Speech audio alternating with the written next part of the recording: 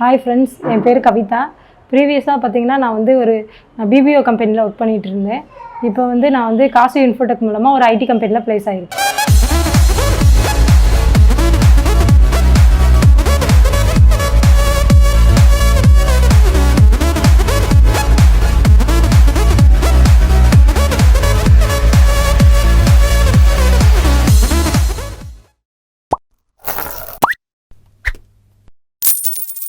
Hi, நான் உங்களோட Venkat from விக்கிடிகன் Kashiv Infotech. இன்றைக்கி ஒரு ஸ்பெஷல் பர்சனுங்க, என் தங்கச்சியை பற்றி பேச போகிறேங்க.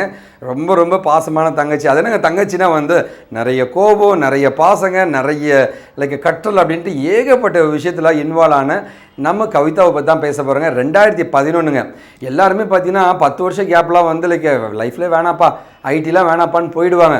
ஆனால் என்னோடய தங்கை பார்த்தீங்கன்னா வந்து கண்டிப்பாக நான் ஐடிக்குள்ளே போவேன் அப்படின்ட்டு அவள் வந்து சார்னு சொன்னதை விட அண்ணான்னு கூப்பிட்டது தான் ரொம்ப அதிகங்க. கண்டிப்பாக நான் போவேன்ற ஒரு நம்பிக்கையோடு வந்து அவள் வந்து நின்னாங்க. நீங்கள் நினச்சி கூட பார்க்க முடியாத ஒரு குடும்ப சூழ்நிலை, நினச்சி கூட பார்க்க முடியாத ஒரு போராட்டம். ஆனால் வந்து அதெல்லாம் தாண்டி 10 வருஷம் கேப்புங்க கிடையாதுங்க, 11 வருஷம் கேப்புங்க. இன்றைக்கி வந்து ஒரு மிகப்பெரிய கம்பெனியில் சாஃப்ட்வேர் இன்ஜினியர் டபுள் ஆஃபருங்க, 2 ஆஃபர் வாங்கியிருக்காங்க. அதுதான் ஒரு மிகப்பெரிய சந்தோஷமான விஷயங்க. ஓகேவா? ஸோ ஆக்சுவலாக நிறைய நாட்கள், நிறைய போராட்டங்கள். கிளாஸுக்கு வரும்போது பார்த்திங்கன்னா வந்து ரொம்ப தூரத்தில் தாம்பரம் அந்த பக்கம் தாண்டிந்து வருவாங்க. ஒவ்வொரு நாளுமே பார்த்திங்கன்னா வந்து 40-50 கிலோமீட்டர் பைக்கில் வரணுங்க. குழந்தை இருப்பாங்க, குழந்தைய வந்து லைக் ஸ்கூலில் விட்டுட்டோ இல்லை வந்து லைக் யாரையா பார்த்துக்க சொல்லிட்டோ அவங்க வந்து படிப்பாங்க. ஸோ கிளாஸ் முடிக்கிறதுக்கு முன்னாடி அவங்க கிளம்பிடுவாங்க. ப்ராஜெக்ட்லாம் அவ்வளோதான் அவங்க கஷ்டப்பட்டுருக்காங்க இல்லைங்க. இந்த ஆஃபீஸ்க்கும் அந்த ஆஃபீஸ்க்கும் வந்து அப்படி ஓடுவாங்க. அவ்வளோ ஹார்ட் ஒர்க் பண்ணி இன்றைக்கி அந்த ஹார்ட் ஒர்க் அவங்களோட ட்ரீமை வந்து அச்சீவ் பண்ண வச்சுருக்குங்க. கண்டிப்பாக வந்து இதுக்கு சப்போர்ட் பண்ணதை கண்டிப்பாக அவர் ஹஸ்பண்டாக தான் இருப்பாங்க. சார், நான் உங்களை கண்டிப்பாக வந்து மனதார வாழ்த்துறேங்க. ஏன்னா வந்து கவிதாவை நம்பி நீ இவள் ஜெயிப்பான்னு நீங்கள் நின்னீங்க, அவள் ஜெயிக்கவும் செஞ்சாங்க. என்ன தான் வந்து நம்மக்கிட்ட வந்து ஒரு உத்வேகம் இருந்தாலுமே அதை தாண்டி அதை சப்போர்ட் பண்ணுறதுக்கு ஒருத்தங்க வேணும். அதே மாதிரி கவிதா, நீ கம்பெனி பற்றி பயங்கரமாக புகழ்ந்துட்டு இருந்தோமா, வாழ்த்துக்கள் நான் சொல்லிக்கிறேங்க. எந்த நேரத்திலும் பிரச்சனைகள் வரும், ஆனால் அந்த பிரச்சனைகளை நீங்கள் சுமக்க போறியா, அதை தாண்டி எகிரி ஜெயிக்க போறியான்றத நம்மக்கிட்ட தான் இருக்குதுன்னு சொல்லுவாங்க. அதுக்கு மிகப்பெரிய எடுத்துக்காட்டு நீதாம்மா. 11 வருஷம் கழிச்சு ஐடி இண்டஸ்ட்ரிக்குள்ளே போக முடியும், மேரேஜ் ஆகிடுச்சு, குழந்தை இருக்கா, இருந்தாலும் போக முடியும்ன்ட்டு இங்கே ஒவ்வொரு பெண்களுக்கும் ஒரு வெற்றியாளனியாக தேவைங்க. அந்த மாதிரி வந்து ஒரு எடுத்துக்காட்டாக இன்றைக்கி ஒரு ஷைனிங் ஸ்டாராக நீ இருக்கமா. உன்னை பார்த்து நிறைய பேர் இந்த மாதிரி வருவாங்கன்ற ஒரு நம்பிக்கையோடு நம்ம போராடலாங்க. கண்டிப்பாக இந்த சமூகம் மாறும், பெண்கள் அடுத்த லெவலுக்கு போவான்றதுக்கு நீ ஒரு எடுத்துக்காட்டுமா. நன்றி, வாழ்த்துக்கள். ஸோ வாழ்க்கையில் பார்த்திங்கன்னா வந்து எல்லாருக்குமே வந்து எதிராக இடத்துல ஒரு வெற்றி அடையணும்னு ஒரு போராட்டம் இருக்குங்க. அந்த போராட்டத்தை தாண்டி வந்து யாரோ ஒருத்தங்க மோட்டிவேட் பண்ணுவாங்க. ஸோ ஆனால் சில பேருக்கு பார்த்திங்கன்னா வந்து நம்ம இன்டர்வியூக்கு போவோம், அந்த இன்டர்வியூவில் இருக்கிறவங்க யாரோ ஒருத்தங்க மோட்டிவேட் பண்ணுவாங்கன்னு சொல்லுவாங்க. அந்த மாதிரி ஒரு டிஃப்ரெண்ட்டான ஒரு சினாரியோ தான் வந்து எனக்கு நம்ம கவிதாவுக்கு வந்திருக்குங்க. ஸோ போன கம்பெனியில் இருக்கிற மேனேஜிங் டைரக்டர் வந்து மோட்டிவேட் பண்ணியிருக்காரு, நீ கண்டிப்பாக ஜெயிப்ப அப்படின்னு சொல்லி ஆஃபர் இஷ்யூ பண்ணியிருக்காருன்றது ஒரு ஷாக்கிங்கான ஒரு விஷயம் தான். ஸோ கண்டிப்பாக வந்து நான் கவிதாட்ட ஒரு விஷயம் கேட்க வேண்டியது. கவிதா, ஆக்சுவலாக வந்து நீங்கள் ஆக்சுவலாக ஒரு 10 வருஷம் பக்கம் கேப்மா, அதை தாண்டி வந்து ஐடிக்குள்ளே திரும்ப வரணும்னு உங்களுக்கு எப்படி தோணுச்சுங்க? ஓகேவா? ஸோ என்ன மோட்டிவேஷன் உங்களுக்கு இருந்துச்சு நீங்கள் நினைக்கிறீங்க?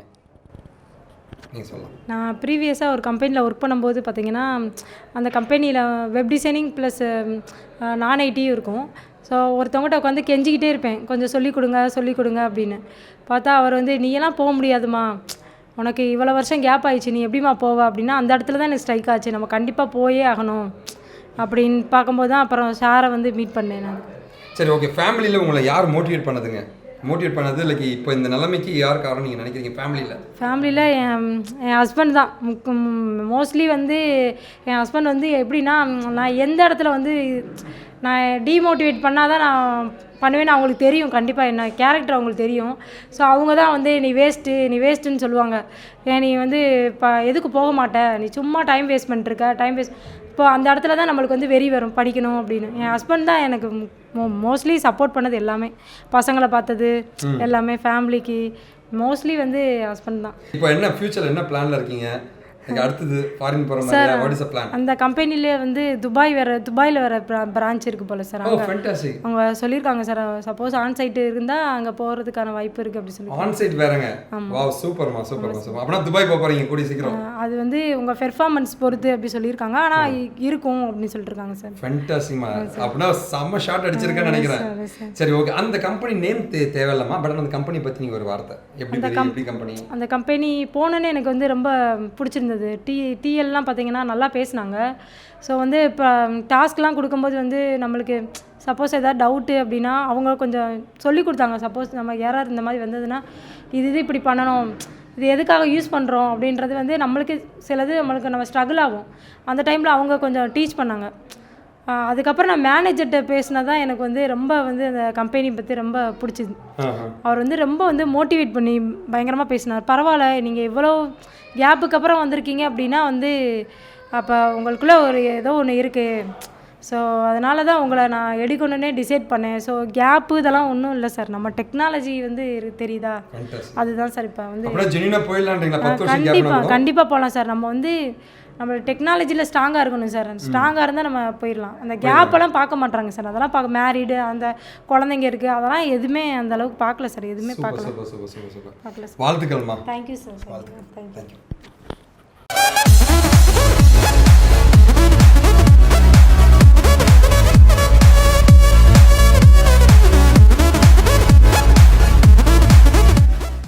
என் பேர் கவிதா. நான் மதுரையிலேருந்து வரேன். நான் பிஇ கம்ப்யூட்டர் சயின்ஸ் வந்து முடிச்சிருக்கேன். ப்ரீவியஸாக பார்த்தீங்க அப்படின்னா நான் வந்து நான் ஐடியில் தான் ஒர்க் பண்ணிகிட்ருந்தேன். ஸோ நான் ஒர்க் பண்ணிகிட்டு இருக்கும்போது அதில் எனக்கு ஒரு சாட்டிஸ்ஃபேக்ஷனே வரல. நம்ம ஏன் பிஇ படிச்சுட்டு வந்து ஏன் நம்ம வந்து நான் ஐடியில் ஒர்க் பண்ணிகிட்ருக்கோம் அப்படின்னு ஒரு தாட் வந்தது. அப்போ நான் வந்து ஃபேமிலி சுச்சுவேஷன் இந்த மாதிரி கொரோனாக்கு அப்புறம் வந்து ரொம்ப ஸ்ட்ரகிள் ஆகிடுச்சு. லைஃபே லீட் பண்ண முடியாத லெவலில் ஆகிடுச்சு. ஸோ அப்போ வந்து நம்ம வந்து ஏதாவது ஒன்று நம்ம பண்ணணும். ஸோ பிஇ படித்தா நம்ம வந்து நம்ம வந்து படித்ததுக்கு நம்ம அந்த ரிலேட்டடாக போகணும் அப்படின்றதுக்காக நான் வந்து சாரை வந்து மீட் பண்ணேன். அதுக்கப்புறம் சார் பார்த்திங்க அப்படின்னா வந்து என்னை வந்து இங்கே ஒர்க் பண்ண சொன்னார். ஒர்க் பண்ணோன்னே என்னை வந்து லைவ் ப்ராஜெக்டில் வந்து போட்டிருந்தாங்க. நாங்கள் ஒரு டீமாக வந்து ஒர்க் பண்ணோம். டீமாக ஒர்க் பண்ணும்போது நிறைய டவுட்ஸ்லாம் வரும். ஸோ நாங்கள் வந்து ப்ராஜெக்ட் லீடர்கிட்ட கேட்போம், ப்ராஜெக்ட் மேனேஜர்கிட்ட வந்து நாங்கள் டிஸ்கஸ் பண்ணி நாங்கள் வந்து ஒரு ப்ராஜெக்ட் வந்து சக்ஸஸ்ஃபுல்லாக பண்ணி கிளைண்ட்டுக்கு கொடுக்கும்போது கிளைண்ட் வந்து ரொம்ப ஹாப்பியானாங்க. இப்போ ஒரு கம்பெனியில் நான் ப்ளேஸ் ஆகிட்டேன். இதனால் எங்கள் வீட்டில் வந்து ரொம்ப ஹாப்பியாக ஃபீல் பண்ணுறாங்க. இப்போ வந்து என் குடும்பத்தை வந்து நான் நெக்ஸ்ட் லெவல் எடுத்துகிட்டு போக முடியும் என்னால் வந்து. ஸோ இந்த வாய்ப்பை உருவாக்கி தந்த வெங்கட் சாருக்கும் காசிவ் இன்ஃபோடெக் டீமுக்கும் ரொம்ப நன்றி. வந்து எல்லா கொஸ்டினும் தரவாக படிச்சிருவீங்க. ஆனால் அந்த லேசான கொஸ்டின்லாம் ஈஸியாக விட்டுருவீங்க. எப்படின்னா what is ASP.NET, what is class, இதெல்லாம் நம்மளுக்கு தெரியும் அப்படின்னு சொல்லிட்டு நீங்கள் அசால்ட்டாக இருப்பீங்க. ஆனால் அந்த கொஸ்டின் நம்ம வந்து பெரிய கொஸ்டினாக படிச்சுட்டு போவோம். ஆனால் அதெல்லாம் கேட்கவே மாட்டாங்க. சிம்பிளான கொஸ்டினாக கேட்டுருவாங்க. நம்ம பெரிய கொஸ்டின் படிச்சிருப்போம், அது ஃபுல்லாக ஞாபகமே இருக்காது.